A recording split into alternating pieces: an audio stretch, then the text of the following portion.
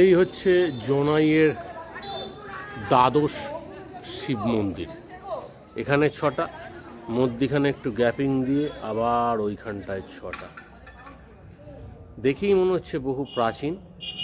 স্থানীয় মানুষজন এখানে সব ছেলেমেয়েরা ফুটবল এবং কি খেলছে, ফুটবল খেলছে। এখন যাব, সামনের ওই জায়গাটা ফাঁকা আছে, দর্শন করতে যাব। দ্বাদশ শিব মন্দির দর্শন করেছি। ডান দিকে এটা সম্ভবত, এই নদীটা সম্ভবত সরস্বতী নদী ছিল, যতটুকু আমার ইতিহাস সম্বন্ধে নলেজ। কিন্তু এখন সরস্বতী নদী এখন পুরো শুকিয়ে গেছে, মজে গেছে। এখান দিয়েই সরস্বতী নদী প্রবাহিত হতো। আজকে সরস্বতী নদীর এই অবস্থা, শুকনো নদী খাত পড়ে। বর্ষাকালে হয়তো জল টল হতে পারে।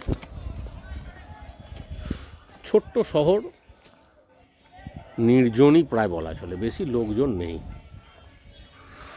গ্রাম্য পরিবেশ আছে, পুরাতন অনেক কিছু এখানে দিনের স্থাপত্য রয়েছে, মন্দিরও রয়েছে, গাছপালাও রয়েছে প্রচুর, শীতল ছায়াচ্ছন্ন পরিবেশ। আমি এখন যাব ওই দক্ষিণেশ্বর কালী মন্দিরের আদল যে মন্দিরটা দেখে হয়েছে সেটা দেখতে।